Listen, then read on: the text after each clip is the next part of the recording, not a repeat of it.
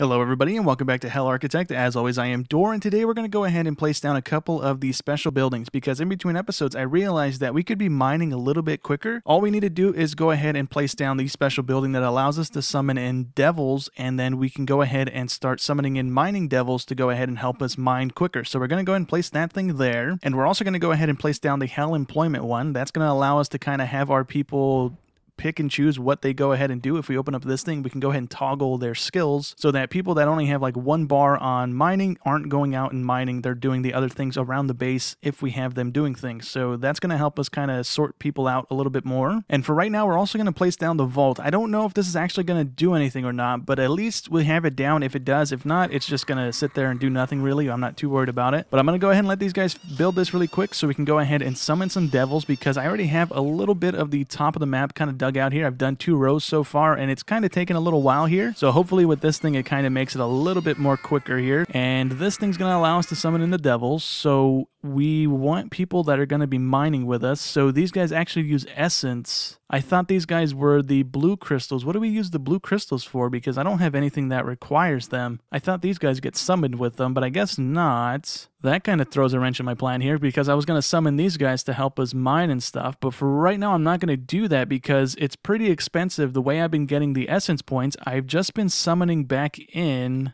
this person right here, Elizabeth Bathory, because when we summon them in, they are at full health and full stats. So when we kill them, as long as we pause the game as we bring them in, their stats don't drain. So we can kill them and get 150 essence points every time we do that, except it's going up 100 suffering points every time we do it. So right now we're at 3,800 points per respawn, and I really don't want to have to go that route just to summon in these guys just to get a little bit of a benefit for 5 to 10 minutes here, kind of depending on which one we summon in. Oh, this guy's only 3 minutes. So yeah, maybe we might not end up using that at all, actually. And then the vault here doesn't have anything in it, which again, I don't know if that's even a thing that can happen in the sandbox mode here. So I'm going to go ahead and continue mining out the rest of the map here. I'm going to go ahead and clear out the rest of the top of it, clear out the bottom of it. And then when we come back, we should have just about everybody back out of limbo, hopefully. We only have a couple more pages of people in here. I think we will hit a cap about 50. I believe is the max number here. So I'm going to go ahead and do all that. I'm also going to go ahead and research the rest of the stuff in the game here, because we have 173 crystals right now. I think there's going to be enough crystals on the map to go ahead and unlock the rest of the items anyways. Worst case scenario, I have to go ahead and spend some of the suffering points on buying crystals from this thing. So hopefully I don't have to do that, but I'm going to go ahead and click through all of these. I'm not too worried about the ladders and the platforms. We might go ahead and swap out more of the ladders and the platforms over to the glass ones, but I'm not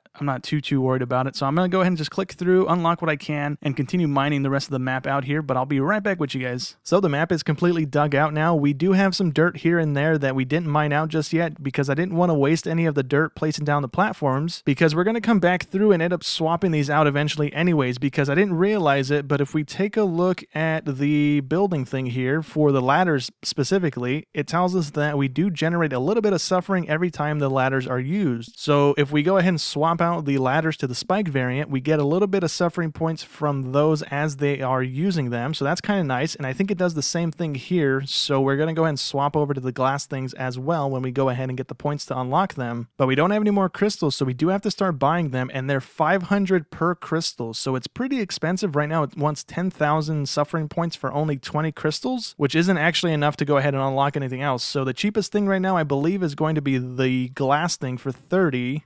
I could be wrong. I think that's right, though. Yeah, the cafe and the glass thing are both 30 apiece. So we need a lot more green crystals. So what we need to go ahead and do is actually start changing out our torture devices here. I kind of caught it last episode slightly that the better things do generate more suffering points. So if we go ahead and open up our torture devices here, we can see on the bottom of these, it tells us how much per cycle the suffering baseline is. So the Iron Maiden only generates 2 per cycle to go ahead and start with, and then as we upgrade it, it gets more and more. So we need to go ahead and actually place down the higher tiered items here so that we can go ahead and start generating more suffering points. So we are going to go ahead and just start placing these things down, and then we will come back through and place down the display unit things or the decorations around them to go ahead and generate a little bit more. So we have the blood thing here. We're just going to place down one of each of these right now, since I don't really want to waste the material that we do have on placing down multiples of these. I don't think we're going to do that anymore. I think we might even come back through and delete 2 of these on each row of these just so that we have the material at hand so we can go ahead and place down the other ones. But that's going to be the next little bleeding piece of torture device here. And then over on the fire, we can go ahead and place down one of the brazen bulls. So let's go ahead and place that there so that we can go ahead and put the lantern thing next to it. I'm not too worried about placing down these ones that don't have a specific torture method to them. So for right now, we're not going to worry about them, but we will end up placing these down eventually just so we can see what they look like. I do want to have at least one of each torture device down just so we can see what they all look like when they're all fully upgraded and working and all that stuff. So let's go ahead and start our cold torture line here. So we're going to do a 2-space gap for right now. I don't know which type of lights and stuff we're going to place down here. I'm not too worried about it anymore, to be honest, but we will go ahead and do the decorations and all that stuff as well, just so we can go ahead and get the most out of these things.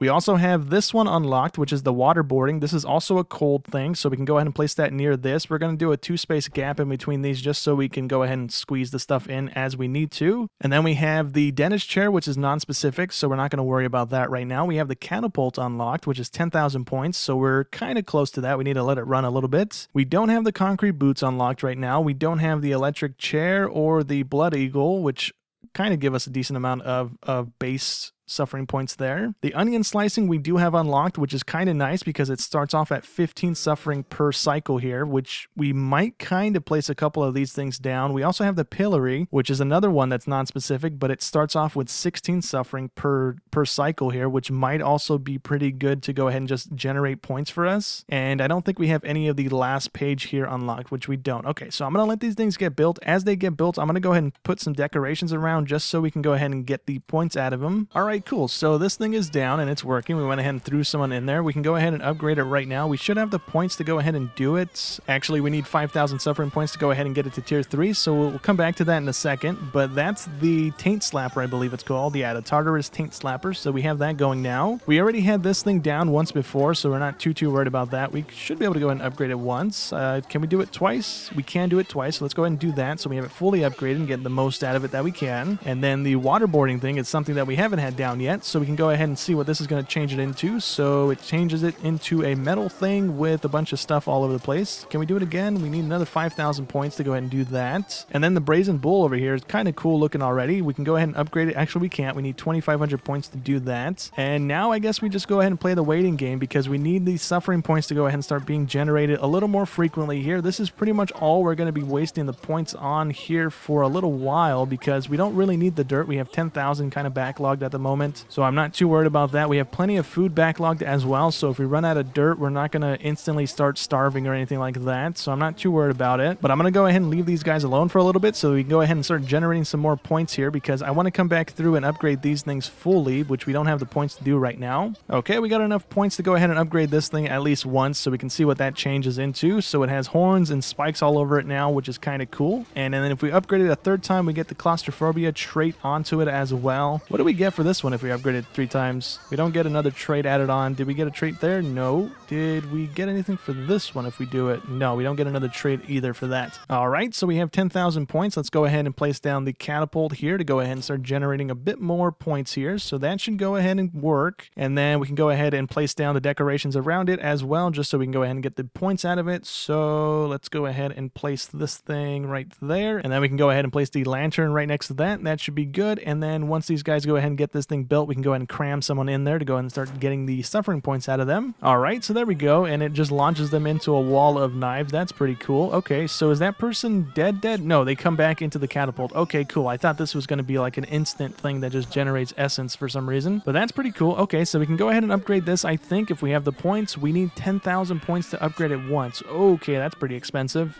But we're getting 18 points per cycle here, so that's pretty good. And then I don't know if that's going to change as we go ahead and upgrade it. I don't think that number changes. I think it just changes the number of drains on their stats that it does. So that's kind of good. What I'm going to go ahead and do is let the game run so we start generating more of the points. But I'm going to go ahead and break down the other items in the line here so we only have one of each item generating the points here. And we're going to go ahead and place down a few of these things just to go ahead and kind of generate more points. And the same thing over here. The ice stuff, I think they both generate the same amount just about. Yeah, they both generate 14. Oh no, actually this one generates 14. So we might go ahead and place down more of the waterboarding things since that's the best water related or the cold item that we have right now. And then the fire thing we're going to go ahead and replace with the brazen bulls because that's the best fire related thing that we have right now. So I'm going to go ahead and do all that so we generate a bunch of points because I do want to go ahead and unlock the rest of the items right now, and it's going to take us a little while with the setup that we have right now. So I'm going to go ahead and generate more points, swap over things to go ahead and get the most out of it that we can, and hopefully in a second here we have enough points to go ahead and buy a ton of crystals, buy the rest of the research points, and get the rest of the torture devices here. But I'm going to go ahead and do that really quick. I'll be right back with you guys. So I went ahead and placed down one of each torture device here. So on the bloodline here, we had the last two things that we placed down, the Taint Slapper and the Catapult, and then we have the Blood Eagle on the end here. We have 4 of them down just to go ahead and help us generate some more suffering points. And there actually is a limit to how much we can hold. I didn't realize that, but that kind of stinks a little bit because some of these things, when we upgrade them to tier 3, they cost like 80,000 suffering points, and since we can only hold 100,000, we can do one upgrade and then we have to wait around until we generate enough points to upgrade it anymore. So that kind of slowed things down here, but we got everything down nonetheless. So moving down the list here, we have the electric chairs. These are tier 3 as well, and these generate a decent amount of points here, 55 to 65 points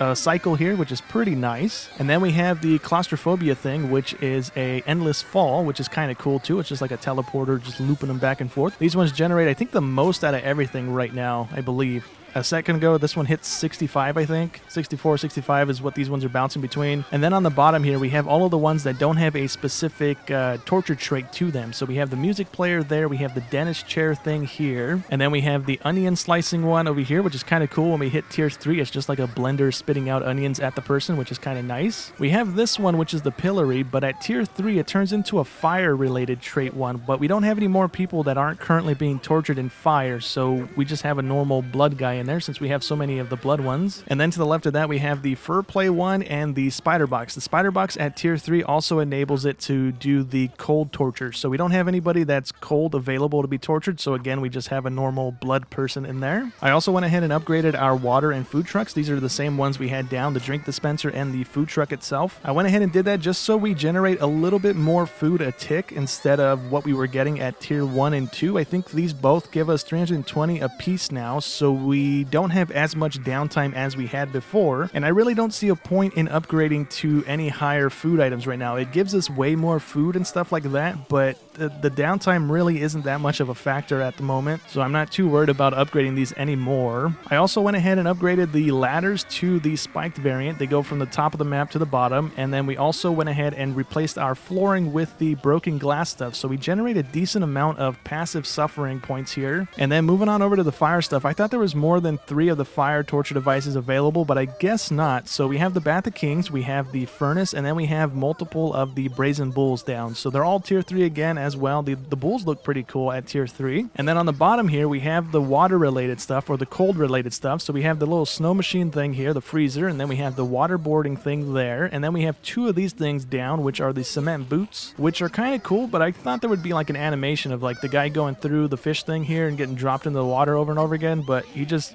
sits in the water the entire time until he gets hungry and leaves the torture device here. And then this is the market that we had down that was like over here somewhere, but we went ahead and moved it, and in doing so it resets the market rating, so you don't really want to move this once you have it ranked up already. That was my bad. But at 5 stars, it unlocks all the stuff down here, and it also changes the design of the building to make it look like the stock market or whatnot, so it looks pretty cool. Also, I realized in the market, every now and again down here, it'll go ahead and actually sell the artifacts. So we don't have any currently bought, so the next one that pops up in here, I'm going to go ahead and buy a couple before we go ahead and wrap up today, just so we can go ahead and see what those do in the free mode here. So over here on the chairs, we went ahead and upgraded those to tier 2 because that's all you can do, but it also lets us sleep for 280 points a cycle instead of whatever we were getting before. And we also went ahead and upgraded the toilets all the way as well, and they look like actual porta potties now, which is kind of cool. So I'm going to go ahead and fast forward it a little bit here until we get some of the artifacts to go ahead and spawn in the market here. We have to wait 2 minutes. Okay, so I've only had one artifact actually spawn. I've gone through about 8 or 9 cycles so far, so I'm just going to go ahead and see what that first one does. We can also buy essence from the store here. Every now and again it'll pop up. I think it's still better just to go ahead and do the summoning killing route thing here, because you get 150 that way, and it just goes up 100 suffering points every time you do it. So I think overall that might be better going forward. Instead of buying it from here, it's still cheaper, and maybe you get it more frequently than I will, but I don't have it pop up all that often in the special offers here. So I just went ahead and did it this way, and I can go ahead and get a ton of points because we generate at least a bunch of points relatively quickly here, even if I just need an AFK for a second to go ahead and generate a ton, and then we can go ahead and summon the person and just kill them over and over again and get a bunch of essence to go ahead and upgrade stuff. But let's go ahead and see what the artifact does. So we got Pandora's box, and it says do not open under any circumstances, but a little peek can't hurt anybody, right?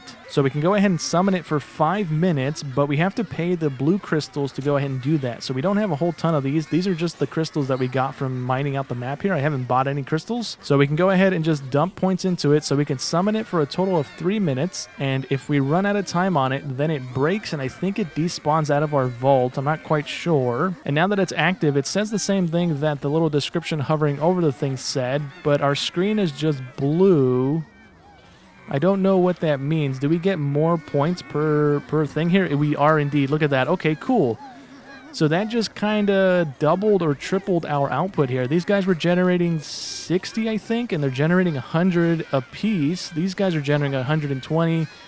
These guys are generating 100 and 120. These guys are generating almost 40 now. I think these guys were low 20s. I think the Taint Slapper was like 20, I think. So that's pretty cool. Those probably would have been a lot more useful had we gotten those early so we can generate points a lot quicker. That would have been super helpful there. I also forgot to go ahead and mention that we have dirt makers placed on the bottom here. So 2 of them are maxed out at tier 3, and then the other 2 are at tier 2. We really don't need a whole lot of dirt anymore. We would have needed it if we had continued on with the food upgrades and placed down the next tier of food and all that stuff, because we would have needed more dirt to go ahead and like have the farms and stuff running. But we didn't end up doing that, so we really didn't need all that dirt. So anyways, that's going to go ahead and be it for the series here. Hope you guys enjoyed as always, and I'll catch you in the next one. Thanks for watching.